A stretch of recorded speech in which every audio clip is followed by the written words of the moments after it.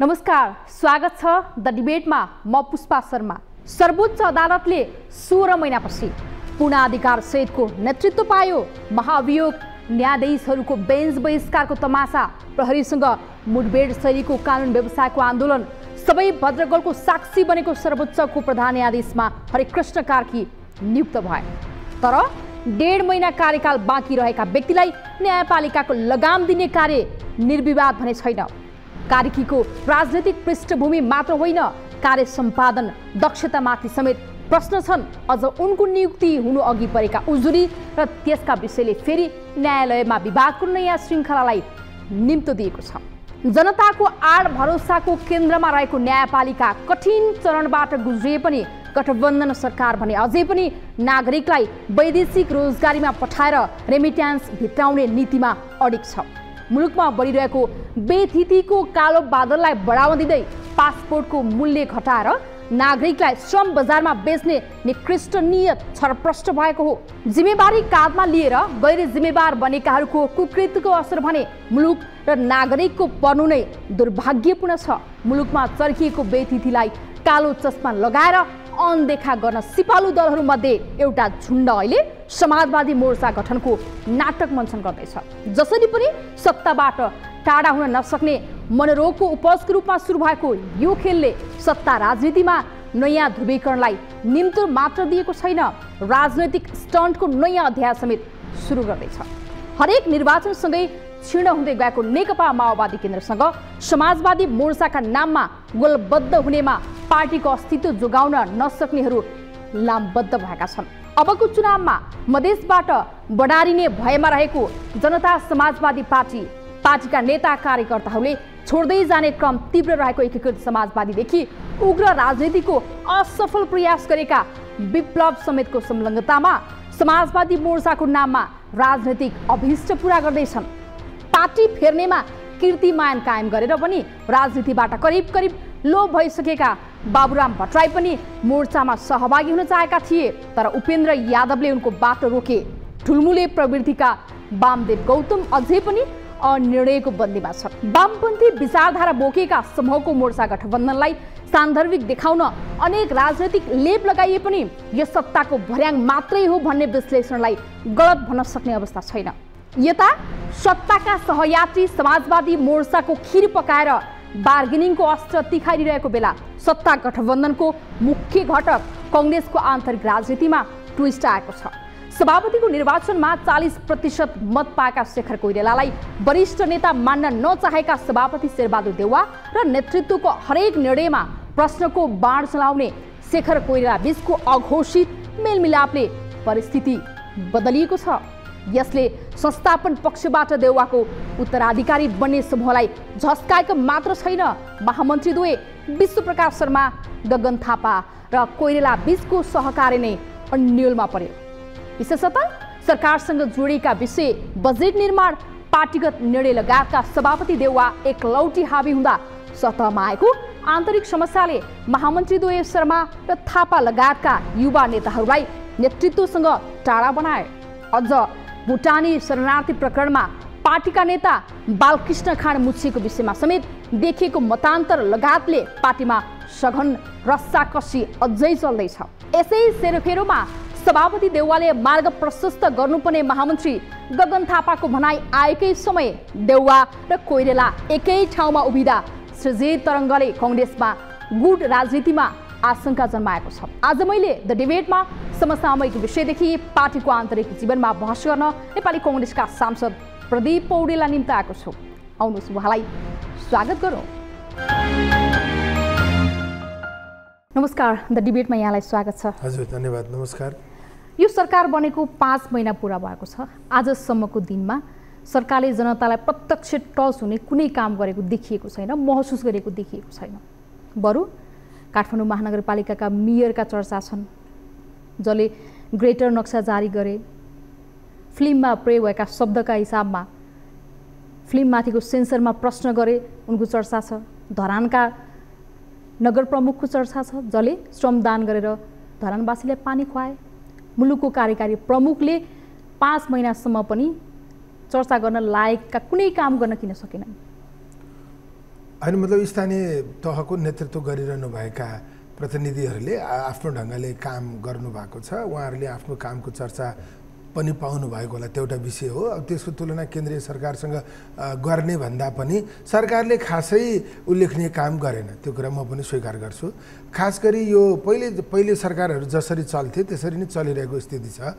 त्यो मतलब कर्मकाण्डी ढङ्गबाट मात्रै गएको जस्तो देखिन्छ। एकदमै धेरै परिवर्तन उन्मुख हुने गरी एकदम उल्लेखनीय काम गर्यो भनेर भन्ने गरी खासै काम भएको देखिँदैन। यसर्थ अब सरकार असफल भयो भनेर भन्न सक्ने स्थिति छ भनेर त म भन्दिनँ, तर सफल भएको खास उदाहरण पनि दिन सक्ने स्थिति छैन। के भयो त यो 5 महिनाको बिचमा? अब एउटा कुरा 5 महिनामा रिजल्ट आइहाल्छ भनेर भन्ने कुरा पनि व्यावहारिक नहुन सक्छ, तर 5 महिनापछि रिजल्ट आउँछ भनेर पर्खिने गरी के भएको छ त, हैन? अब यो काम यसरी सुरु भइरहेको छ, यो अन्त्य हुनका निम्ति समय लाग्छ, केही पर्खिनुपर्छ। सरकारले अर्को 5 महिना थपिँदा चाहिँ साँच्चै रिजल्ट दिन्छ भनेर भन्न सक्ने स्थिति देखिँदैन। इच्छा शक्तिमा पनि भर पर्ने होला नि। एउटा नगरपालिकाको प्रमुखले, महानगरपालिकाको प्रमुखले चाह्यो भने काम गर्न सक्छ, हैन? डेलिभरी दिने सन्दर्भमा पाउन सक्छ। कार्यकारी प्रमुखले चाहिँ उसको इच्छा शक्तिमा भरपूर हुने कुरा पनि होला नि त, हैन? उहाँहरूले पनि गर्नुपर्ने सबै काम गरेको भयङ्कर सफल भएको भन्ने होइन। उहाँहरूको पनि एक हातले स्टोन क्रिएट भएको एउटा विषय हो। तर म त्यतातिर जानुभन्दा पनि सङ्घीय सरकारले सुशासनको पक्षमा, नेपाल आर्थिक सङ्कटमा छ, एकदमै धेरै बजेट लगानी गरेर नयाँ नयाँ सिग्नेचर प्रोजेक्टहरू अगाडि लान सजिलो छैन, हैन? एकदम चालु खर्च बढेको छ, पुँजीगत खर्च घटेको स्थिति छ। तर समग्रतामा यही आर्थिक सङ्कटको स्थितिलाई अन्त्य गर्नका निम्ति सरकारले नयाँ विषय के ल्यायो त? मतलब भन्न तर्क दिन 2-4 वटा कुराहरू होलान्, त्यसले ठ्याक्कै यथास्थितिलाई बदल्न सक्दैन। आम जनताको चाहनालाई चाहिँ त्यो अपेक्षालाई एड्रेस गर्न त्यसले सक्दैन। अब सरकारले फेरि यो स्थानीय तहका प्रतिनिधिले भने जस्तो गरे जस्तो 1-2टा त्यस्तो काम गरेर पनि हुँदैन, त्यो त प्रचारका निम्ति काम गरेर पनि हुँदैन।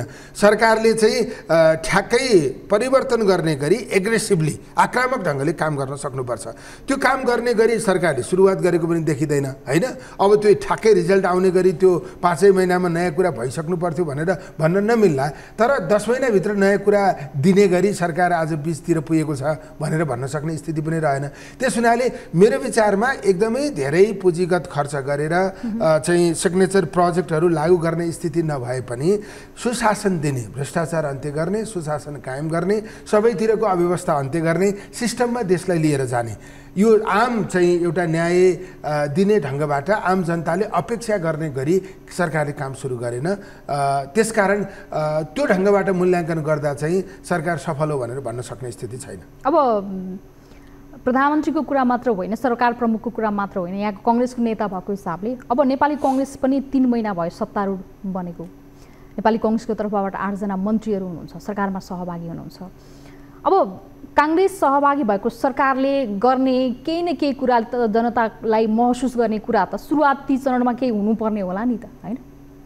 अनि मैले तपाईँले काङ्ग्रेसको डिफेन्ड गर्छ भन्ने हिसाबले प्रश्न सोध्नु भएको भने म गर्दिनँ, किनभने त्यो ओपन छ, देखिएको कुरा मैले ढाकेर केही अर्थ छैन, हैन? म नेपाली कङ्ग्रेसको मान्छे, एउटा जिम्मेवार व्यक्ति हुँ। त्यस हुनाले चाहिँ नेपाली कङ्ग्रेसका प्रतिनिधिहरू, नेताहरू सरकारमा जानुभएको छ। हाम्रो अपेक्षा पनि उहाँहरूले चाहिँ आफूले सम्हालेको मन्त्रालयभित्र केही नयाँ काम गरिदिनु भयो भने काङ्ग्रेस पार्टी लोकप्रिय हुनसक्छ, काङ्ग्रेसमाथि उठेका प्रश्नहरू सामना गर्ने स्थिति बन्छ, उहाँहरूकै डिफेन्ड गर्ने स्थिति बन्छ।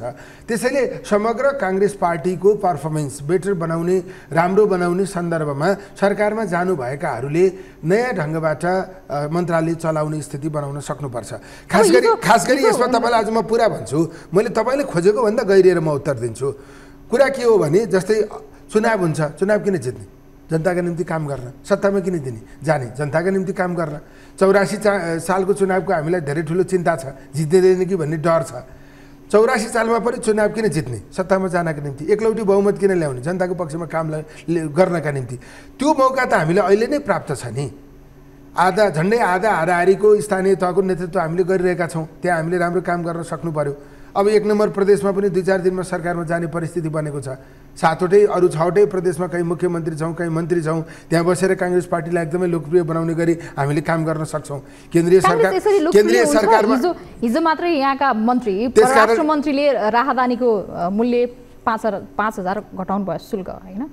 अब यसो हेर्दाखेरि चाहिँ यो सस्तो लोकप्रियता हो कि राहदानीको मूल्य घटाउने। तर यसको अर्थ चाहिँ यस बाहिरबाट हेर्दा केही न केही राहत दिएको जस्तो त होला, तर यसको प्रश्न सरकारले युवा पुस्तालाई चाहिँ देशमै बसेर केही रोजगार सृजना गर्न सक्ने स्थिति बनाउनु भन्दा पनि बाहिर जानका लागि प्रोत्साहन गरेको यस्तो खालको निर्णयले प्रभाव पार्छ पर्दैन? कुनै कुरा राम्रो हुन्छ त्यो चाहिँ देखाउनका लागि गरेको भनेर त कमेन्ट गर्ने विषय भन्दा पनि राम्रोलाई राम्रै भन्नु पर्यो। तर खास चाहिँ आम जनताको सहानुभूति अथवा चाहिँ आम जनताको चाहिँ सम्मान अपेक्षा एड्रेस गर्ने काम यस्तो होइन। खास गरी अब त्यो पक्षमा त्यो राम्रो काम हो हैन, त्यो पक्ष राम्रो भयो, त्यसले कतिलाई एड्रेस गर्न सक्छ। आखिर राजधानी चाहिँ विदेशी जान मात्रै अथवा विदेशमा रोजगारीका लागि जान मात्रै काम लाग्छ भन्ने छैन, अथवा विदेशमा रोजगारी का निम्ति जानेहरूका निम्ति पनि सस्तोमा प्राप्त भयो, धेरै पेजको प्राप्त भयो, सजिलो गरी प्राप्त भयो, त्यो अहिलेको लागि राम्रो काम हो। तर त्यतिले आम जनताको अपेक्षा पुरा हुन सक्दैन। खास गरी मैले बारम्बार भन्दै आइरहेको कुरा के हो भने सुशासन कायम हुने कामहरू हुनु पर्यो। भ्रष्टाचार न्यूनीकरण गर्ने होइन, शून्यतामा झार्ने गरी काम हुनु पर्यो। भ्रष्टाचारको सन्दर्भमा सरकार असाध्यै बढी अनुदार हुनु पर्यो हैन। सुशासन आज मैले अघि नै भने नि कुनै सिग्नेचर प्रोजेक्ट चाहिँ सुरु गर्न सकिँदैन, सरकारले खरबौँ लगानी गरेर काम गर्न सक्ने स्थिति छैन, तर सरकारले सुशासन दिन सक्ने स्थिति छ नि। यही बजेटमा सुशासनका निम्ति प्रशस्त व्यवस्थाहरू हुनुपर्थ्यो। यो काम गर्छौँ यो काम गर्छौँ भनेर सुशासनको पक्षमा भ्रष्टाचार अन्त्य गर्ने, निगमन गर्ने मतलब त्यो निगमनको सन्दर्भमा गैर कानुनी कामहरू गर्नेहरूलाई कारबाही गर्ने र आम जनतालाई चाहिँ सरकारले सिस्टम बनाउन खोज्दैछ। सरकार सुशासनको पक्षमा उभिन खोज्दैछ। सरकारले तमाम व्यतिथिलाई अन्त्य गर्न खोज्दैछ। नयाँ सिराबाट सरकार अगाडि बढ्न खोज्दैछ। हामीलाई एकदमै ठुलो अरबौँको प्रोजेक्ट चाहिहालेको पनि होइन, हामीले त्यो चाहेर पनि प्राप्त गर्न सक्ने स्थिति। सुशासनको पक्षमा काम गर्न खोज्दैछ, त्यहाँ कांग्रेस एउटा पार्ट बनिरहेको छ। कांग्रेसको सुशासनको पक्षमा कहाँनेर पोजिसन छ त्यो विषय अलि एकछिनमा जोडौँला। जस्तो हैन, मैले तपाईले खोज्दैछ पनि मैले भनिरहेको छैन, खोज्दैछ पनि मैले भनिरहेको छैन। सरकारले त्यो पनि गरेन, सुशासनको पक्षमा मात्रै काम गरिदिए पुग्छ। सरकारले सुशासनको पक्षमा काम सुरुवात गर्नका निम्ति बजेटमा सुशासन सम्बन्धी धेरै व्यवस्थाहरू आउनु पर्थ्यो। मन्त्रालयभित्र सुशासन सम्बन्धी अरू धेरै व्यवस्थाहरू आउनु पर्थ्यो मन्त्रालयका योजना र कार्यक्रमहरूको सन्दर्भमा हैन। सरकारले निर्णयहरू गर्ने सन्दर्भमा चाहिँ धेरै सुशासनका विषयहरूमा कुराहरू आउनु पर्थ्यो। सरकारले पछिल्ला समय जति निर्णयहरू गरेको छ त्यो निर्णयहरू विवादमा परेका छन्। ती विवादमा परेका निर्णयहरू अदालत पुगेका छन्। त्यसले चाहिँ सबै कुरा अब अदालतले टुङ्ग्याउने हो। संसदको सर्वोच्चता पनि कायम रहने स्थिति बनेको छैन। त्यस हुनाले टीका टिप्पणी हुने काम होइन, जनताले परिणाम प्राप्त गर्ने गरी कामहरू हुनु पर्यो। सुशासनको पक्षमा सरकारले एग्रेसिभली काम गर्नु पर्यो भनेर मैले भन्न खोजेको। अब हामी केही बेर अगाडि परराष्ट्र मन्त्रीसँग जोडिएका विषयमा कुराकानी गर्दै थियौँ। प्रधानमन्त्रीसँग भारत भ्रमणमा रहेका परराष्ट्र मन्त्री जो नेपाली कांग्रेसका मन्त्री पनि हुनुहुन्छ। अब भारतको संसदमा जुन टाँसिएको अखण्ड भारतको नक्सा छ, यो विषयमा भारतीय सञ्चार माध्यमले परराष्ट्र मन्त्रीलाई सोद्धाखेरि यसमा अनभिज्ञता प्रकट गर्नुभएको छ होइन। अब त्यो बेलामा उहाँ जानकार हुनुहुन्थेन होला, तर पछि उहाँले जानेर आउनु पर्थ्यो। अब म परराष्ट्र मन्त्रीको त्यो विशेष कुरासँग म जान चाहन्न, तर मेरो कुरा चाहिँ त्यो भारतीय संसदमा टाँगिएको भनेको नक्साको बारेमा मेरो प्रश्न कुरा के छ भने सांस्कृतिक नक्सा हो भनेर चाहिँ भन्न पाइँदैन। नक्सा सांस्कृतिक हुने, नक्सा प्राचीन हुने हैन, नक्सा भारतले त भन्न पाउँदैन। तर हाम्रा परराष्ट्र मन्त्री प्रधानमन्त्री जो भारत भ्रमणमा हुनुहुन्छ त्यही बेलामा मेरो कुरा गरिसकेपछि त परराष्ट्र मन्त्रीले पनि यसो भन्नु पर्थ्यो भन्न खोजेको भन्ने बुझिनु पर्यो नि त।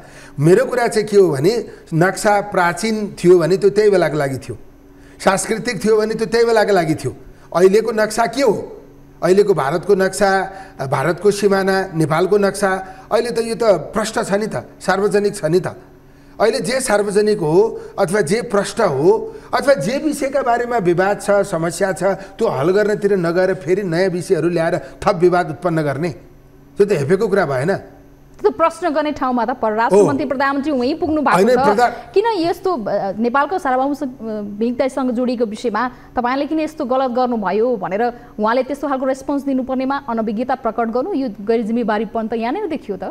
होइन, मतलब व्यक्तिले के गर्यो अथवा मेरै सरकारको प्रतिनिधिले के गर्यो, के गर्नु पर्थ्यो त्यो एउटा विषय होला। तर हामीले यस्ता सन्दर्भहरूमा आफ्ना कुरा प्रष्ट ढङ्गले राख्न सक्नुपर्छ सरकारले पनि पार्टीले पनि किनभने त्यो भूमि माटो भन्दा प्यारो अर्को केही हुनै सक्दैन त्यसका निम्ति हामी बलिदान दिन तयार हुनुपर्छ त्यसकारणले यस्तो ढङ्गबाट भ्रम सिर्जना गर्ने परिस्थिति कसैले उत्पन्न गर्न खोज्छ भने त्यो स्वीकार्य हुन सक्दैन त्यसैले यसको बारेमा कूटनीतिक पहल गर्ने त्यो किन हो भनेर प्रश्न गर्ने त्यस्ता विषयहरू फेरि नहुने गरी त्यसलाई समाधान गर्ने प्रक्रियामा सरकारले अब्बल डिप्लोमेसी अब्बल कूटनीतिक क्षमता राख्न सक्नुपर्छ हैन त्यसकारण चाहिँ अब प्रधानमन्त्रीज्यूले संसदको रोस्टममा उभिएर त्यसको बारेमा मैले कुरा गरेँ त्यो सांस्कृतिक हो भनेर भनियो सांस्कृतिक हो भनेर भन्न पाइँदैन अब त्यसो भने त हामीले सांस्कृतिक हो भनेर त भारतको अब आधा भूभाग 1/3 भूभाग समेटेर नक्सा बनाउने ए विषयमा बङ्गलादेश पाकिस्तानले प्रश्न उठाए हामीले पनि प्रश्न उठाउनुपर्छ मैले तपाईँको कार्यक्रममा आएर प्रश्न उठाइरहेको छु सरकारले प्रश्न उठाउन सक्नु पर्यो हामी पार्टीले प्रष्ट ढङ्गले बोल्न सक्नु पर्यो भन्न सक्नु पर्यो त्यसैले त्यो चाहिँ आफ्नो भूमि मिचिन्छ आफ्ना भूमिका बारेमा कसैले भ्रम सिर्जना गर्छ भने त त्यसको बारेमा प्रष्ट कुरा गर्ने यो हो कुरा भनेर भन्ने हाम्रो प्रतिनिधित्व गर्ने सरकारले त्यो भन्न सक्नु पर्यो नेपालै फर्किसकेपछि पनि त्यसका बारेमा सरकारले प्रष्ट हुन सक्नुपर्छ ठिक छ अब हामी यो राष्ट्रिय राजनीति र योसँग जोडिएका विषयलाई यही थाती राख्दै अब नेपाली कङ्ग्रेसको आन्तरिक जीवनमा प्रवेश गर्नेछौँ त्योभन्दा अगाडि बेला भएको छ ब्रेकको हामी ब्रेकपछि यो विषय जोड्नेछौँ ब्रेकपछि पुनः स्वागत छ आज हामीसँग हुनुहुन्छ नेपाली कङ्ग्रेसका सांसद प्रदीप पौडेल पुनः स्वागत छ कार्यक्रममा यहाँलाई हजुर धन्यवाद पार्टीको आन्तरिक जीवनमा प्रवेश गरौँ अहिले पनि मुलुकको सबैभन्दा ठुलो पार्टी नेपाली कङ्ग्रेस हो सङ्घ प्रदेश स्थानीय तहसम्म काङ्ग्रेसको सरकार छ तर पार्टीमा कार्यकर्ताको निराशा छ पार्टीभित्रको उकुस-मुकुस छ यो उकुस-मुकुस खासमा के को उकुस-मुकुस हो मतलब पार्टीको जीवन चाहिँ व्यवस्थित ढङ्गले चल्न सकेन पार्टी नीति नियम विधान जे हो त्यसलाई अक्षरशः पालना गरेर चल्न सकेन पार्टीले सबै विषयमा दृष्टिकोणहरू प्रष्ट ढङ्गले ल्याउन सकेन पार्टीले आम कार्यकर्ताले जे अपेक्षा गर्नुभएको छ त्यो अनुसार विषयवस्तुहरू पस्कन नेतृत्वले सकेन पार्टीको नेतृत्व प्रतिस्पर्धीहरूसँग विमर्श गर्ने वाद विवाद गर्ने बहस गर्ने सन्दर्भमा पछाडि परेको महसुस भयो यसर्थ चाहिँ पार्टीले अभियान सञ्चालन गर्न सकेन पार्टीले आम पार्टीका कार्यकर्ता साथीहरूलाई तल रहनुभएका जमिनका साथीहरूलाई चाहिँ काम दिन सकेन हाम्रा चाहिँ बैठकहरू नियमित ढङ्गले अगाडि जान सकेनन् कुनै पनि दृष्टिकोणको सन्दर्भमा संस्थागत निर्णयहरू बाहिर आउन सकेन पार्टीका साथीहरूले न्यायोचित ढङ्गले अवसर पाउन सक्नु भएन नेतृत्व अभिभावक बन्न सकेन यी आदि कारणले यस्तो समस्या भयो संसदीय चुनाव बेलादेखि नै पार्टीका युवा भनिएका नेता विश्वप्रकाश शर्मा गगन थापा र यहाँले एउटा टर्निङ पोइन्ट त्यहाँ पनि आफूलाई निर्धारण गर्नुभयो एउटै कित्तामा उभिनुभयो पार्टीको नेतृत्वको शैलीमा प्रश्न उठाउँदै महामन्त्री गगन थापाले अब मार्ग प्रशस्त गर्नुपर्छ भन्ने खालको अभिव्यक्ति दिनुभयो महाधिवेशन भएको 1.5 वर्ष पनि पुरा भएको छैन यस्तो कठोर माग किन आवश्यकता पर्यो अर्को पंक्ति भन्छ पार्टीको विशेष महाधिवेशन गराउनु भनेको पार्टी फुटाउने नियत राख्नु हो भनिरहेको छ पार्टीभित्र बहस हुन्छ हैन पार्टीभित्र बहस गर्ने प्रशस्त अवसरहरू हुनुपर्छ बैठकहरू हुनुपर्छ पार्टीको विधानले 1 वर्षमा महासमितिको बैठक बोलाउने व्यवस्था गरेको छ त्यो व्यवस्था अनुसार चाहिँ त्यस्ता बैठकहरू बोलाइनुपर्छ पार्टीले नीति अधिवेशन गर्ने भनेर भनेको थियो त्यो नीति अधिवेशन समयमा हुनुपर्छ हैन पार्टीको नेतृत्वसँग एक्सेस एकदम सजिलो गरी हुनुपर्छ चाहिँ त्यो एक्सेस सजिलो गरी हुने भनेको चाहिँ कुनै देशमा कुनै विषय एकाएक आयो त्यसको बारेमा नेतृत्व आफै एक्लै केही नजिकका मान्छेहरू राखेर निर्णय गर्ने होइन केन्द्रीय समितिको बैठक राखेर निर्णय गर्ने त्यसो भयो भने नेतृत्वसँग बारम्बार विमर्श हुन्छ बारम्बार छलफल हुन्छ नेतृत्वले जे भन्छ त्यो मान्नुपर्छ भन्ने होइन चाहिँ फरक मत पनि राख्न सकिन्छ त्यो फरक मतका बीचमा निष्कर्ष निकाल्न सकिन्छ त्यसको लागि हाम्रो पद्धति छ नि त्यसैले पद्धतिगत ढङ्गबाट निर्णय गर्ने परिपाटी नभएको कारणले नेतृत्व र अरूका बीचमा धेरै दूरी भयो एक्सेस कम भयो आफू निर्णय प्रक्रियामा सहभागी नभएको तलको चाहिँ तहले महसुस गर्यो कुनै पनि विषयमा प्रष्टता नभएको महसुस गर्यो त्यसकारणले यो चाहिँ कस्तो भने पार्टीलाई चलायमान बनाउन सकिएन बैठकहरू राखेर अभियानहरू सञ्चालन गरेर हैन चाहिँ राष्ट्रिय स्तरका कार्यक्रमहरू राखेर यसलाई चलायमान बनाउन सकिएन त्यो चलायमान बनाउन नसकेपछि के भयो टीका टिप्पणीका धेरै विषयहरू आए पार्टीकै कार्यकर्ताले भित्र कुरा गर्न नसकेपछि नपाएपछि कहाँ गएर कुरा गर्ने, बाहिर गएर कुरा गर्ने। नेतृत्वलाई प्रशस्त प्रश्नहरू सोध्ने स्थिति बन्यो। त्यो प्रश्नहरू भित्रैबाट धेरै जन्मिने स्थिति भइसक्यो भनेपछि ती प्रश्नहरूको नेतृत्वले जवाफ पनि दिँदैन भनेपछि त पार्टीमा अन्यल सिर्जना हुने कुरा स्वाभाविक हो। त्यसैले नेतृत्वले आफूलाई कार्यशैलीको सन्दर्भमा करेक्सन गर्न जरुरी छ। पार्टीको विधि व्यवस्था जे हो त्यसलाई पूर्ण रूपमा लागू गर्ने इच्छा शक्ति बढाउन जरुरी छ। पार्टीलाई नेतृत्वको कार्यशैली नयाँ हो र यो त पार्टीको 13औं महाधिवेशनको स्थितिमा पनि उहाँको कार्यशैलीमाथि, नेतृत्वको कार्यशैलीमाथि प्रश्न त्यतिखेर पनि उठेको हो। अहिलेको कार्यशैलीमा पनि केही अन्तर, केही भिन्नता देखिएको छैन। अब ठिक छ, नेतृत्वको कार्यशैली सुधारिएन, तपाईँले आवाज उठाई हुनुहुन्छ, त्यसमा नेतृत्व टसमसको स्थितिमा छैन। तपाईँको लागि त विकल्प अरू पनि छ नि त नेतृत्व परिवर्तनका लागि। अनि मतलब यो यस्तो होइन, यो बगेको पानी जस्तो हो जसले निकास आफै खोज्छ, बन्द गरेर सम्भव हुने कुरा होइन। त्यस हुनाले हामीले जे कुराहरू भनिरहेका छौँ त्यो कुराको बारेमा परिणाम ल्याउन सक्ने स्थिति बनिरहेको छैन, त्यो एउटा विषय हो। तर विषय तल तल गइरहेको छ, विषय एकदमै धेरै व्यापक भइरहेको छ। त्यसले नेतृत्व आलोचित हुने, टिका टिप्पणी नेतृत्वमाथि गर्ने परिस्थिति बढिरहेको स्थिति छ। त्यसैले नेतृत्वले आफूलाई करेक्सन गर्यो भने त्यो चाहिँ त्यही अनुसार अगाडि बढ्छ। नेतृत्वले करेक्सन गरेन भने त्यो त्यही अनुसार अगाडि बढ्छ। त्यसैले अहिले त हामीले आम साथीहरूको धारणा के छ, आम साथीहरूले के कुरामा के चाहिरहनु भएको छ, अहिले चाहिँ पार्टीले के गर्नुपर्छ भन्ने बारेमा साथीहरूको धारणा बुझ्ने परिस्थिति निर्माण हुनु पर्यो। त्यसको निम्ति महासमितिको बैठक हुनु पर्यो, नीति अधिवेशन हुनु पर्यो, केन्द्रीय कार्य समितिको बैठकहरू हुनु पर्यो। अब यो कुरा पनि समयमा भएन भने त्यसपछि हामी बढी सक्रिय भएर जे कुरा गर्न सक्छौँ त्यो कुरा गर्ने बाटोतिर जानुको विकल्पै छैन। त्यो स्थितिमा पुर्याउनका लागि यहाँका पुस्ताका दुई नेता हुनुहुन्छ नि, महामन्त्री गगन थापा र विश्वप्रकाश शर्मा, उहाँले पनि बोलाउन सक्नुहुन्छ? होइन, उहाँहरूले बोलाएर तपाईँले भन्न खोज्नु भएको विशेष अधिवेशन बोलाउने भने उहाँहरूले बोलाएर बोलाइने होइन, त्यसको आफ्नै खालको प्रक्रिया छ। विधानकै व्यवस्थाको कुरा गर्ने हो भने महाधिवेशन प्रतिनिधि 25% हस्ताक्षर गर्नुभयो भने त पार्टीको सभापतिले अर्ली महाधिवेशनको बोलाउन सक्ने चान्स पनि हुन्छ, अथवा विधानले व्यवस्था गरेको छ। तपाईँहरूले प्रश्न चाहिँ उठाउने तर कदम चाहिँ किन चाल्नु न, ती विकल्प चाहिँ प्रयोग गर्न किन डराउनु भएको छ? त्यसमा यस्तो हुन्छ, तपाईँको विशेष महाधिवेशन बोलाउँदा किन बोलाउने भन्ने कुरा पहिले कारण खोलाउनुपर्छ। नेतृत्व परिवर्तनका निम्ति बोलाउने विशेष महाधिवेशन 25%ले हस्ताक्षर गरेर नेतृत्व परिवर्तनका लागि विशेष महाधिवेशन बोलाउने। अब विशेष महाधिवेशन बोलाएपछि नेतृत्व परिवर्तनको प्रक्रिया कस्तो हुन्छ भने त्यहाँ बहुमतले पुग्दैन, त्यहाँ 2/3 पुर्याउनुपर्छ। त्यसैले ती प्रक्रियाभित्र आफ्ना जटिलताहरू छ। तपाईँको मत अलिकति बाँझियो कि जस्तो हो, यो नेतृत्वप्रतिको आक्रोश तल्लो लेभलदेखि छ। तल्लो लेभल भनेको अहिलेको लागि महाधिवेशन प्रतिनिधि पनि हुन्, उनीहरूप्रति पनि नेतृत्वको आक्रोश छ भने तपाईँले 25% त सहज रूपमा हस्ताक्षर सङ्कलन गर्न सक्नुहुन्छ नि त, पुर्याउन सक्नुहुन्छ नि, तपाईँको लागि त बाटो छ। त्यो तपाईँसँग खुला रूपमा डिबेट गर्ने कुरा भन्दा पनि हाम्रो साथीहरू जो पार्टीमा हुनुहुन्छ उहाँहरूसँग परामर्श गरेर त्यो कति परिणाममुखी हुन सक्छ त्यसको आधारमा हामीले निर्धारण गर्ने विषय हो।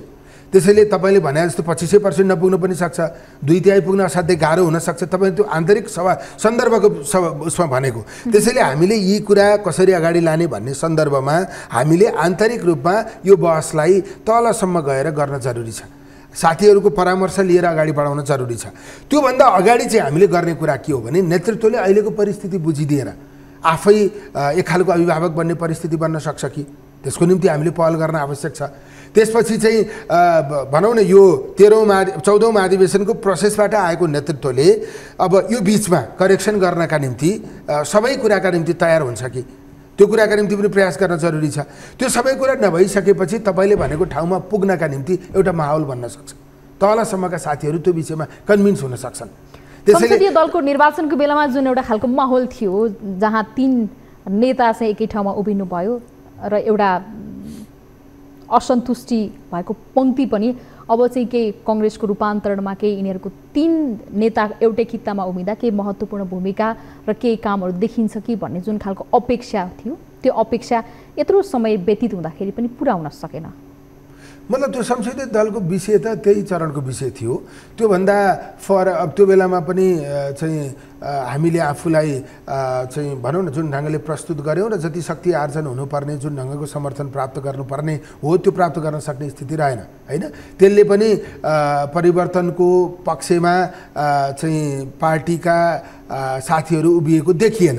अब त्योभन्दा पछाडि फेरि अरू धेरै विषयहरू आएका छन्। त्यो चाहिँ भनौँ न अब त्योभन्दा पछाडि चाहिँ नेतृत्वको सन्दर्भमा प्रश्न उठ्ने धेरै विषयहरू आएका छन्। अब के हुन्छ त, त्यो एउटा विषय हो।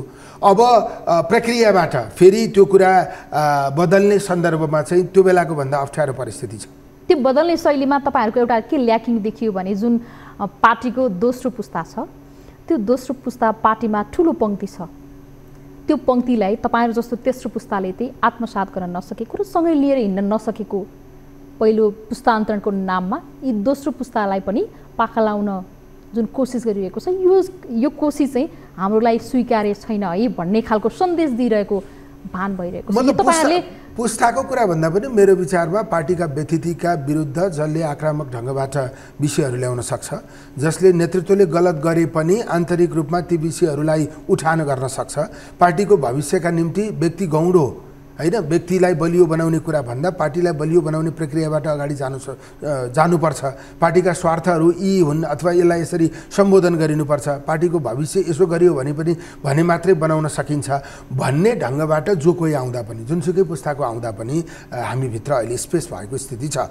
त्यसैले दोस्रो पहिलो अथवा तेस्रो भन्नुभन्दा पनि आम साथीभाइलाई, हाम्रा चाहिँ पार्टीका आम साथीहरूलाई हामीले आफ्ना कुरा बुझाउन सक्नुपर्छ। हामीले गरिरहेको कुरा किन जायज हो, यो कुरा किन गर्न जरुरी छ, यथास्थितिबाट चलियो भने हामी अगाडि जान सक्दैनौँ, लोकप्रियता हासिल गर्न सक्दैनौँ, निर्वाचनहरू जित्न सक्दैनौँ भन्ने कुरा चाहिँ हामीले तलसम्म बुझाउन जरुरी छ।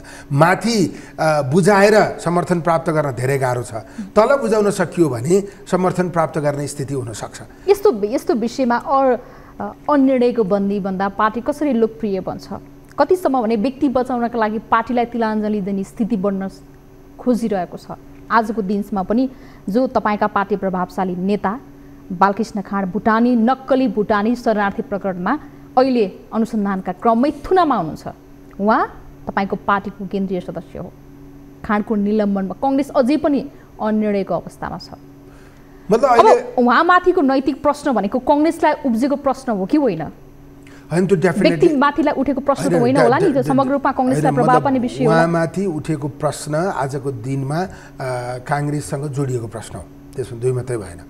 अब चाहिँ पहिले पनि उहाँलाई चाहिँ निलम्बन गरिनुपर्छ भनेर हामीले भनेको र अब परिस्थिति फेरि अझ जटिल बनेको छ। अब यो सन्दर्भमा के हुन्छ भन्ने बारेमा हाम्रो धारणा के हो त्यो एउटा विषय होला, तर पार्टीले निर्णय गर्ने सन्दर्भमा हाम्रो छलफल हुन बाँकी छ। त्यसैले भर्खर मात्रै अदालतबाट एक खालको फैसला आएको छ। हाम्रो पार्टीसँग जोडिएका व्यक्तिहरूको सन्दर्भमा हामीले छलफल गर्नुपर्छ। छलफलबाट आम मानिसले त्यसलाई सकारात्मक ढङ्गले बुझ्ने गरी हामीले निर्णय गर्न सक्नुपर्छ। किनभने अहिले चाहिँ कसको पक्षमा कस्तो मेसेज बनेको छ त्यो महत्त्वपूर्ण कुरा हो। अब पार्टीको सङ्गठनले मात्रै, पार्टीका सदस्यहरूले मात्रै निर्वाचनमा मत मागेर मत प्राप्त हुने स्थिति बन्दैन। हामीले हाम्रो पार्टीको पक्षमा कस्तो मेसेज निर्माण गरेका छौँ, हाम्रो पार्टीको मेसेज कस्तो बनेको छ, आम मान्छेले हाम्रो पार्टीलाई कसरी बुझ्छन्, आम मान्छेले हाम्रा पार्टीका निर्णयहरूलाई कसरी लिएका छन्, त्यो हाम्रो निर्णयहरूबाट आम मतदाताहरू सन्तुष्ट छन् कि छैनन्, ती कुरासँग निर्वाचन जोडिएको हुन्छ। त्यस हुनाले हामीले त्यो कुरा महसुस गर्नुपर्ने स्थिति छ। यस्ता घटनाहरू हुन्छन्, त्यो घटनामा पार्टी कसरी प्रस्तुत हुन्छ, त्यसको आधारमा मान्छेले पार्टीलाई लाइक र डिसलाइक गर्ने स्थिति बनिरहेको छ। त्यसकारण त्यो कुराबाट गम्भीर भएर यस्ता घटनाहरूको सन्दर्भमा के गर्नुपर्छ भन्ने बारेमा हामीले चाहिँ त्यही अनुसार निर्णय गर्न सक्नुपर्छ। यो प्रश्न गम्भीर बन्दै गइरहेको छ। अब काङ्ग्रेसले महत्त्वपूर्ण निर्णय कहिले गर्छ यो मामलामा? होइन, यो मामलामा अब हाम्रो चाहिँ बैठक हुन्छ, त्यो बैठकमा छलफलपछि हामीले त्यो कुराको निर्णय गर्छौँ। बैठक कहिलेको बैठक हुन्छ? बैठक हुनुपर्छ। कुन अधिवेशनको महाधिवेशनको बैठक हुन्छ? तपाईँहरूको पछिल्लो महाधिवेशनको हेर्दै गर्ने हो भने गत भदौदेखि आजको दिनसम्म बैठक भएको छैन, 10 महिना भयो। यति लामो त छैन। तपाईँले भनेको कुरा महसुस गर्छु कि बैठक नभएको थुप्रै महिना भइसक्यो। त्यसैले बैठक तत्काल हुनुपर्छ। हामीले केन्द्रीय समितिको बैठक पहिले पनि मागेका छौँ र अहिले पनि मागिरहेका छौँ। बैठक नगरिकन चाहिँ कुनै पनि विषयका बारेमा निर्णय गर्ने, त्यो त कार्य सम्पादनले निर्णय गर्यो भने त्यसलाई केन्द्रीय समितिले अनुमोदन गर्नुपर्छ। पदाधिकारी भन्ने कुरा त हाम्रो विधानले चिन्दैन।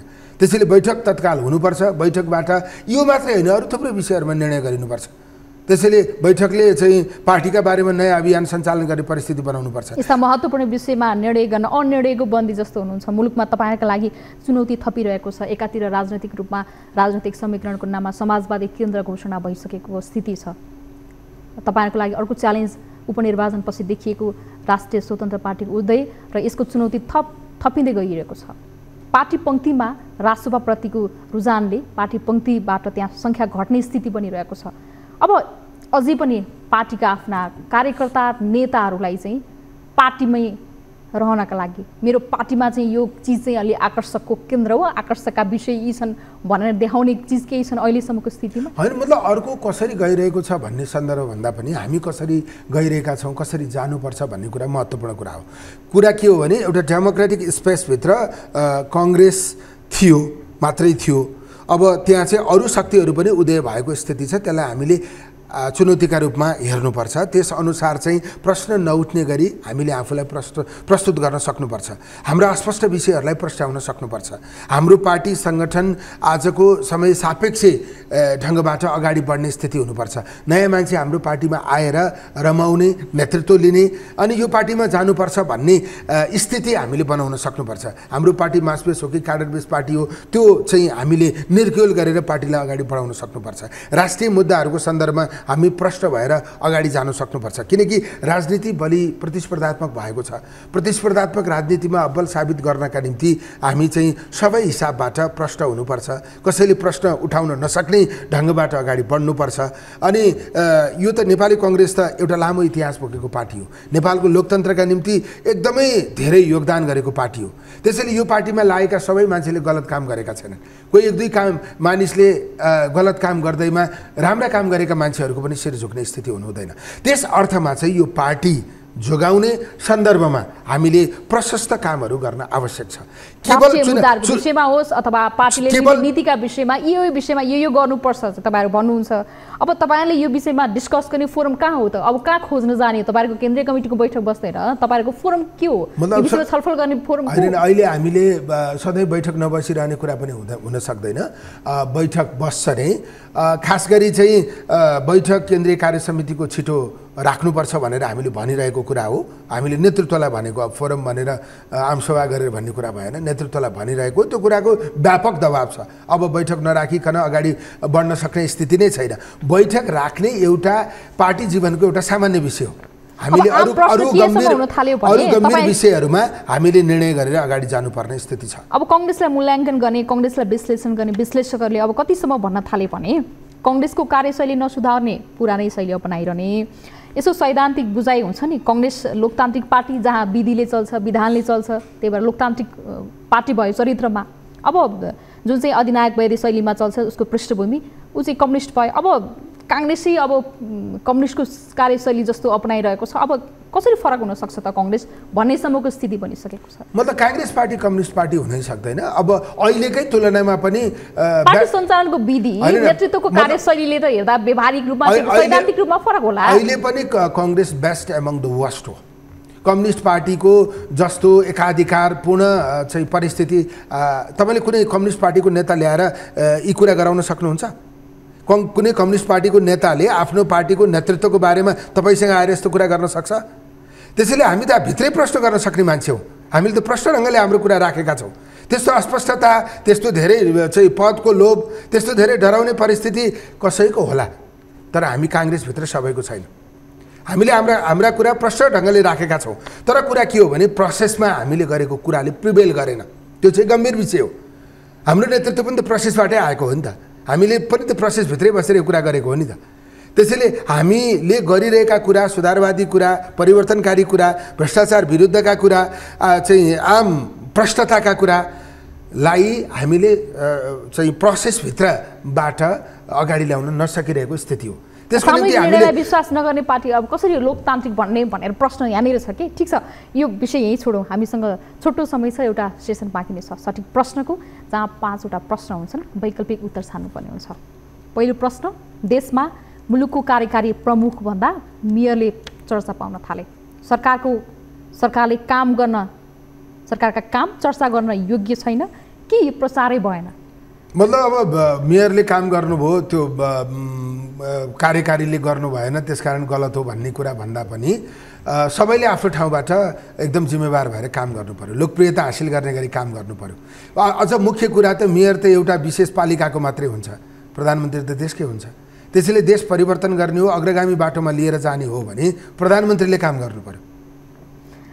दोस्रो, कङ्ग्रेसभित्रको अबको बहस विशेष महाधिवेशनबाट नेतृत्व परिवर्तन कि नेतृत्वको शैली परिवर्तन? नेतृत्वको शैली परिवर्तन भयो भने विशेष महाधिवेशनमा जानु पर्दैन, तर शैली परिवर्तन भएन भने विशेष महाधिवेशनमा जानुपर्ने बाध्यता हुन्छ। कङ्ग्रेसभित्रको नैराश्यता के हो? नेतृत्वप्रतिको वितृष्णा कि तपाईँ जस्तो पुस्ताहरूको प्रभावकारी हस्तक्षेपको अभावले निकालेको निराशा? मतलब यो एउटा टर्निङ पोइन्टमा कङ्ग्रेस छ। निराश भन्दा पनि अझ बढी उत्साहित बनाएर कसरी जान सकिन्छ। अब केही प्रश्नहरू छन् जसलाई प्रश्न गर्न जरुरी छ, त्यो हामीले प्रश्नाउन नसकेको एउटा अवस्था होला। नेतृत्वको पनि कमजोरी छ। हामीले केही विषयहरूलाई प्रश्नाएर अगाडि जान सकियो भने भयङ्कर धेरै उत्साह थप्न सकिन्छ। गगन र देउवाको वाकी युद्ध, यो असमझदारी भागबण्डा नमिल्दाको परिणाम कि वैचारिक द्वन्द्व? भागबण्डाको कुनै विषय नै छैन। अब भागबण्डा खोजेर कङ्ग्रेसलाई यथास्थितिमा लगिरहने अवस्थै छैन। कङ्ग्रेसलाई भागबण्डा खोजेर होइन, कार्यशैलीमा परिवर्तन गरेर कङ्ग्रेस सचिएको सन्देश दिन आवश्यक छ। त्यो शेरबहादुर देउवाज्यूले बढी गर्नुपर्छ, सँगसँगै गगनजीले पनि गर्नुपर्छ। र अन्त्यमा व्यक्तिगत प्रश्न, गगन थापा र विश्वप्रकाश शर्माले तपाईँलाई मन्त्री बनाउन लबिङ गर्नुभएको निकै चर्चा थियो, तर सफल हुन सकेन। यो महामन्त्रीले सक्नु भएन कि देउवाले चाहनु भएन? होइन, त्यो पुरानो कुरा हो, म त्यसमा जान चाहन्न। अब मन्त्री हुने त्यो चरण त्यो सकिसक्यो। त्यसैले अब त्यसमा कसले चाह्यो चाहेन, कसले गर्यो गरेन, म त त्यतातिर जान चाहन्न। आजको दिनमा जो मन्त्री हुनुभएको छ उहाँहरूले राम्रो काम गरिदिनुहोस्, काङ्ग्रेसलाई लोकप्रिय बनाइदिनुहोस् र चाहिँ काङ्ग्रेसमाथि उठेका प्रश्नहरू नउठ्ने अथवा एकदमै चित्त बुझ्दो उत्तर दिने स्थितिमा पुर्याइदिनुहोस्। मेरो त्यति मात्रै आग्रह छ। हस्, यहाँको महत्त्वपूर्ण समय र संवादको लागि यहाँलाई धेरै धेरै धन्यवाद। धन्यवाद। आजको द डिबेटको समय यति नै। आगे पाऊ। नमस्ते।